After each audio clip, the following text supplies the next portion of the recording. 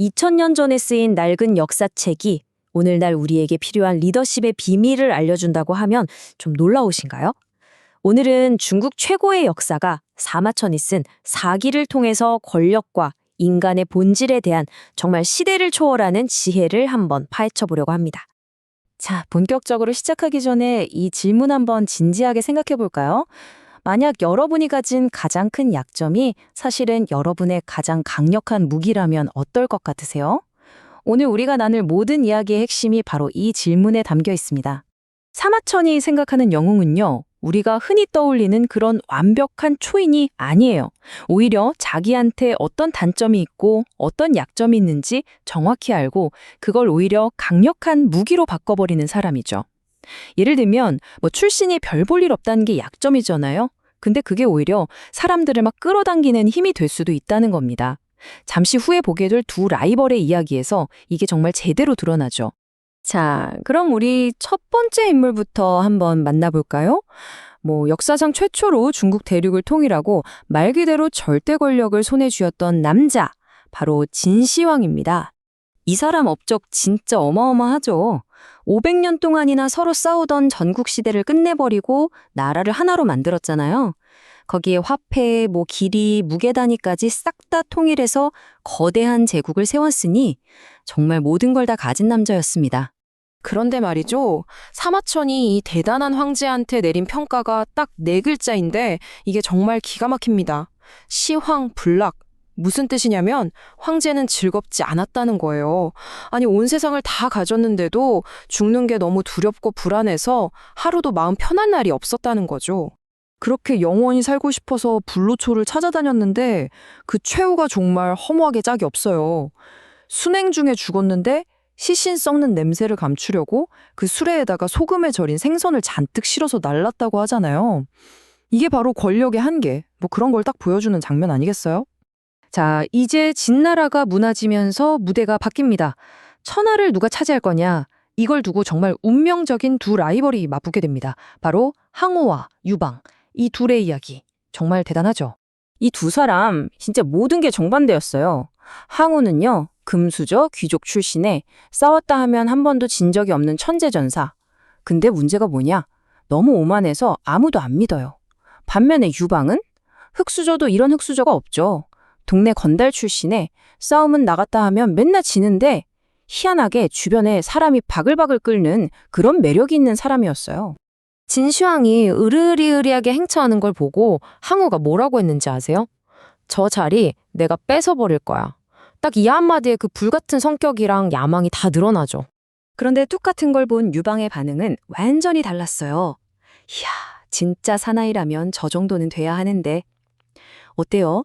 한쪽은 당장 뺏겠다는 불이라면 다른 한쪽은 나도 저렇게 되고 싶다는 동경. 온도 차이가 확 느껴지죠?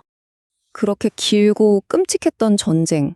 근데 그 결과는요, 정말 모두의 예상을 완전히 박살내버렸습니다. 아니 도대체 어떻게 이런 일이 일어난 걸까요? 자, 이 그래프를 보시면 그냥 답이 나옵니다.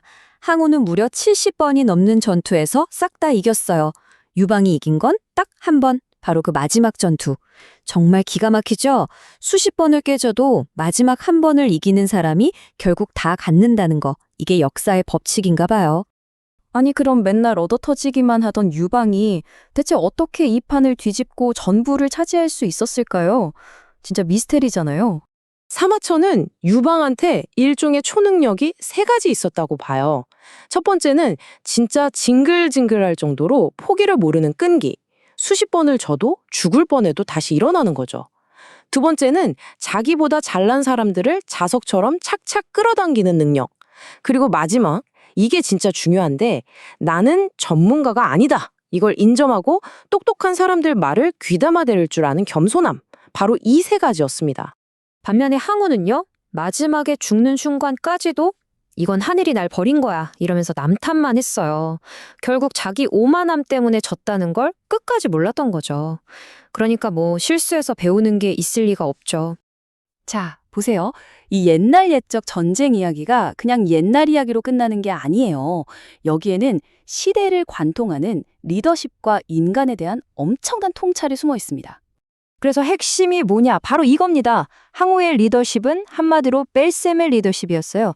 자기만 믿고 남을 의심하니까 똑똑한 사람들이 옆에 있다가도 다 떠나가 버리는 거죠. 그런데 유방은 덧셈의 리더십이었습니다. 자기를 낮추고 사람들을 믿어주니까 인재들이 계속해서 자기 쪽으로 모여들었던 겁니다. 바로 이거예요. 이게 사마천이 2000년이 지난 우리에게 던지는 가장 강력한 메시지입니다. 혼자 잘난 슈퍼스타는 결국 훌륭한 팀을 절대 이길 수 없다는 것.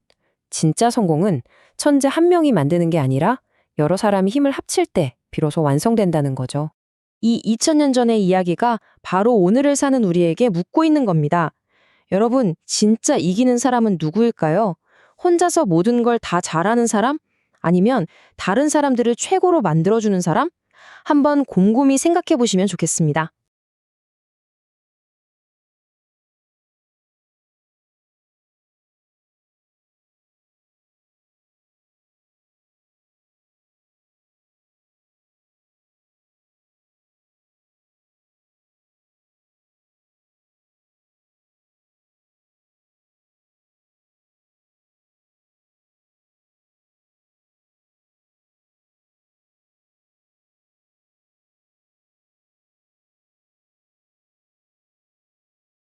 안녕하세요 여러분. 권력의 게임에서 이기는 법 혹시 궁금해 보신 적 있나요? 만약에 그 해답이 자그마치 2000년 전 역사책에 숨겨져 있다면 어떨 것 같으세요? 오늘은 바로 그 책 사마천의 사기를 가지고 시대를 초월하는 권력의 본질을 한번 제대로 파헤쳐 보겠습니다. 자, 이 질문으로 한번 시작해 볼게요. 이 오래된 고전이요. 이 질문에 대해서 정말이지 아주 놀라운 답을 품고 있거든요. 이 답을 이해하려면요. 먼저 우리가 생각하는 영웅의 의미부터 좀 다시 생각해 봐야 할 것 같아요. 수많은 영웅을 기록한 역사가 사마천은 과연 영웅을 뭐라고 정의했을까요? 와, 정말 뜻밖의 정의 아닌가요? 한번 생각해 보세요. 욱하는 성질이 어떻게 보면 과감한 리더십이 될 수 있고 또 극도의 신중함은 거대한 왕조를 세우는 기반이 될 수도 있는 거죠. 그러니까 약점을 없애려고 애쓰는 게 아니라 오히려 그걸 자신만의 가장 강력한 무기로 만드는 사람, 그게 바로 사마천이 말하는 영웅이라는 겁니다. 자, 이런 관점에서 보면 역사상 가장 강력했던 폭군이죠. 진시황. 그의 이야기가 훨씬 더 흥미로워집니다. 그는 도대체 왜 이 성공의 비밀을 놓쳐버렸을까요? 진시황의 업적, 말할 필요도 없죠. 그야말로 어마어마했습니다. 최초의 통일 제국을 세우고 화폐와 문자를 표준화하고 저 유명한 만리장성까지. 그는 말 그대로 정말 모든 것을 가진 남자였습니다. 하지만 사마천은 딱 4글자로 그의 삶을 요약해버립니다. 시황불악, 진시황은 즐겁지 않았다. 아니, 그 모든 걸 가졌는데도 즐겁지가 않았다니, 이게 무슨 말일까요? 그는요, 편집증과 죽음에 대한 공포에 사로잡혀서 그저 불로장생의 약만 찾아 헤맸다고 합니다. 그리고 그 끝은 더 비참합니다. 순행 중에 죽게 되는데 그 시신 썩는 냄새를 감추려고요. 수레에다가 썩은 생선을 같이 실어야만 했대요. 영원히 살기를 꿈꿨던 절대 권력자의 마지막이 이토록 초라했다니. 참 아이러니하죠? 결국 절대 권력도 인간의 나약함 앞에서는 아무것도 아니었던 겁니다. 자, 그렇게 진나라가 무너진 잿더미 위에서 이제 역사는 2명의 새로운 주인공을 무대로 올립니다. 한 명은 슈퍼스타, 다른 한 명은 팀빌더. 정말 정반대의 두 리더가 격돌하는 거대한 대결이 시작된 거죠. 이 두 사람은요, 정말이지 모든 면에서 정반대였습니다. 항우가 혼자서 모든 걸 해결하는 뭐랄까 좀 오만한 천재 선수 같다면 유방은 뛰어난 카리스마로 사람들을 모으는 아주 영리한 팀의 주장이었죠. 심지어 출신도 한 명은 명문 귀족, 다른 한 명은 그냥 동네 건달 출신이었으니까요. 항우의 야망은 정말 거침이 없었습니다.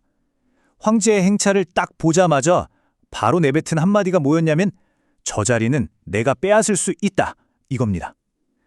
자신의 힘만으로 모든 걸 쟁취할 수 있다고 믿는 아주 단순하면서도 강력한 인물이었던 거죠.